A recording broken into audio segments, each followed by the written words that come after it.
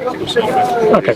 Well, the Ben Roberts-Smith stuff is an issue for us because there's a bunch of Australian patriots, veterans and Australian citizens who recognise that what this is a political witch hunt. This is a political move. This isn't about war crimes in Afghanistan. What they're trying to do is trying to confuse the issue from what the reasons that we're in Afghanistan in the first place. Let's face it, it was an absolute debacle, and we all know the reasons for going in there were, opaque at best, and now we're going to condemn our war heroes, our cultural icons, because of a political witch hunt, so the people at the top of the chain aren't held accountable for the decisions that they make. We can see what's happening with Ben Roberts-Smith, and everyday ordinary Australians are really pissed about that.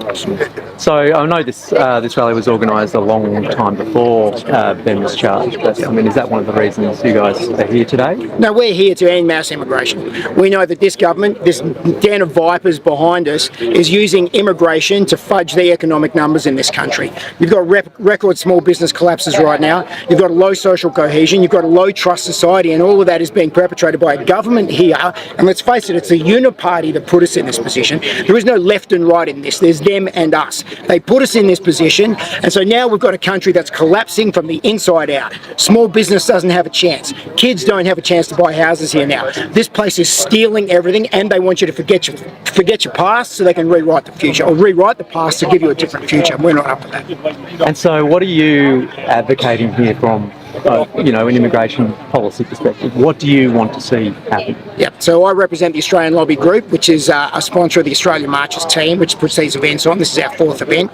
We want to see an end to immigration in this country. We want to see a reduction down to a very low number to encourage Australians to repatriate back to their country. And then we want to start deporting 2.9 million temporary visa holders in Australia, so that it takes the pressure off our system, fixes our housing prices, and gives our kids an opportunity for the future. Because let's be honest about this, they're not bringing in skilled migrants right now. I run a small business. There's a bunch of people here with small businesses. We know that all they're doing is bringing in ethnic voting blocks to try and change the demographics of this country and then entrench power for themselves. We know what's going on. You got Matt Canavan speaking here today, so he's part of the coalition, and they've got a new immigration policy out.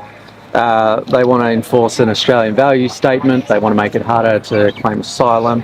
They want to screen the social media of visa applicants. I mean, what do you think of their policy? Does it go far enough for you? Weak, not hard enough. What do you reckon, everyone? Not hard enough. Not hard enough? Not hard enough. Not hard enough. No way, not even close to hard enough. But a year ago, we weren't even having this conversation. Politicians weren't even talking about it. We've run 3 events. This is event number 4, and now they're starting to talk about it. We're starting to move in the right direction. We're heading there, but we're not there yet. It needs to get a lot harder yet. And what would you say to people? I mean, your policy will, if it's enacted in full, it'll result in net negative migration. Is that correct? What do you say to people that say that will have a negative effect on living standards or on the economy? Who's telling you that? The Business Council of Australia, big box retailers, the representatives of the foreign lobby groups who are bleeding your country dry. Let's be clear about this. Everyday Australians know that that's absolute and utter garbage. You have got 1/3 of Australian small businesses that are expecting to collapse in the next 12 months. Do you think all this migration is helping them stay in business? It's not. We know it's not working. It's a lie. They've been lying to us for years now, and we're calling it out. We've been calling it out for the last 12 months, and we know it's all garbage. It's economic voodoo. The GDP number is voodoo. We all know it's collapsing from the inside out. We need to shut the gates, take our country back, and then start to reset our economic policy to help Australians grow their own country. Can I ask you, what is the Australian Lobby Group and who funds it? Yeah, the Australian Lobby Group, started by 3 people, myself, Sam Bamford and Mark Aguas, and we started this to represent Australians so that they have a voice in Parliament. Now, we elect people to come down here in this representative democracy of ours, this federation, and we feel like those politicians don't quite listen to Australian people. So we went, well, what does a corporation or a foreign interest do when they want to achieve something in Australia? Well, they employ a lobby group, and they send that lobby group into there.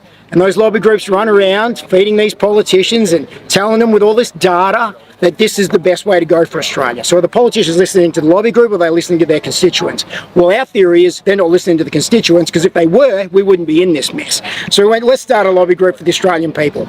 So we created the Australian Lobby Group. We've had nearly 40,000 people sign up to the members portal for the lobby group now, and it's funded by those members and those donors. So those guys, small dollar donations, are helping fund events like this to be able to change the narrative in our country. And so you say you've got 40,000, is it 40,000 donors? Nearly 40,000 subscribers now. Subscribers, yep. And each one of them are donating? No, not each one of them, but they are on the mailing list for the lobby group. We have about 3,000 donors at this point. About 3,000 donors, okay. How can people be sure that you yourself are free of foreign influence? Do you vet the donations? Do you know who's donating to you? Yeah, so we can see the donations obviously in the back end of the portal there, but the average dollar donation size has been $27.80 so far. And so I think if we were seeing a consistent pattern of donations in small dollars, then I think that would be pretty recognisable. But let's be clear about this. Our Australian lobby group has 15 policy positions on our website. Those are our policy positions. That's what we're lobbying for and that's what we're advocating for. So if someone is donating money to us, they're actually getting us to represent those 15 positions because they believe in those 15 positions as well. I think it's probably about it for now. I've got a question for you. Yeah, go for it. Is the ABC going to give us a fair run here? Yeah. Now let's be honest about this, right? You guys have got a pretty bad reputation for the way you've reported on these events in the past. I'm not saying that's you personally, but you're a representative here of that organisation. We invited you, we wanted you to be here. All of these lovely people. We don't have any confidence in the ABC. The public broadcaster has become a political arm of that viper's den up there. Will we get a fair shot in the media today? Well, I can tell you that I'm a journalist that is straight down the line. I don't represent the views of 4,000 other employees, but of course I'm here to report on what's going on, and I'll give you a fair shot. Appreciate your time and efforts today. Thank you, Tina. Okay, thanks to Tina, everyone. That's a reluctant clap, isn't it, hey? It's not your fault they don't like you, mate. A lot of people who don't like me, it doesn't hurt my feelings. Nah, it's all good. Have you been able to get access to the House so far? Yeah, so we're a registered lobby group. So we're registered with the Attorney General's office. We've had 2 days of meetings in there now. We've met multiple politicians. So we're pushing the Overton window over to where we want it to be, and been receptive to that. We know that after the next election, there's going to potentially be a different looking opposition in this country, or a different looking government. We want to make sure that we're aligned with that. We don't agree with their positions completely, but we're making sure we're shaping the narrative. Thanks, fellas.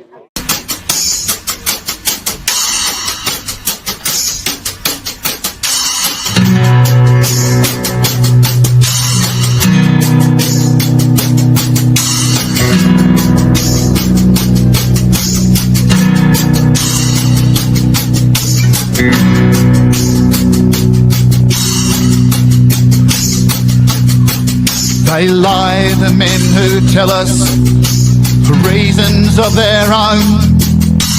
Want is here a stranger, misery's unknown. Where the nearest suburb and the city proper meet, my windowsill is level with the faces in the street.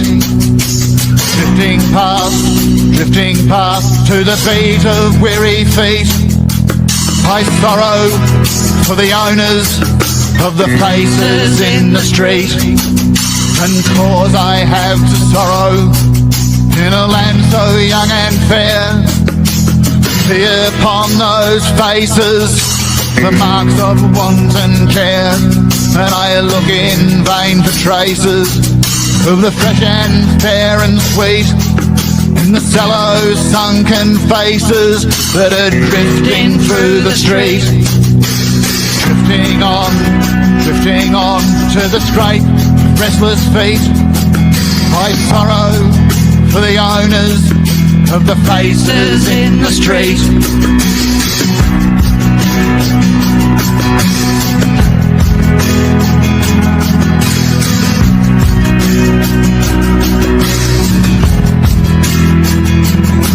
And I wonder, would the apathy of wealthy men endure, were all their windows level with the faces of the poor?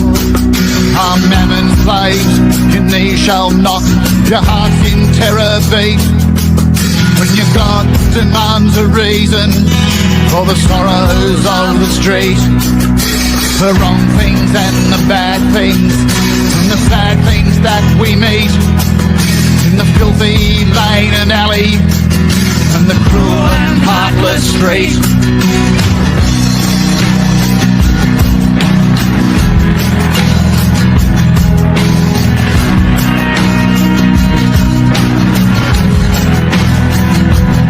And I cried, oh God Almighty, if thy might does still endure, now show me in a vision for the wrongs of earth the cure. And lo, with shops all shuttered, I saw a city street, and in the warning distance heard the tramp of many feet. Pouring on to a drum's loud threatening beat, and the war hymns and the cheering of the people in the street.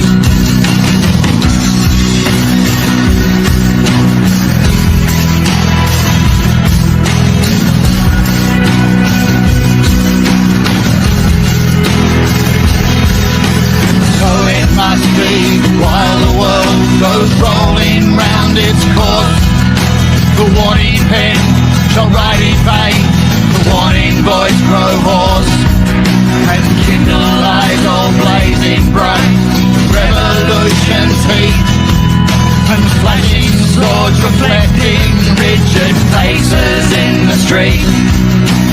Coming near, to a drum's dull distant beat, then I saw the army that was marching down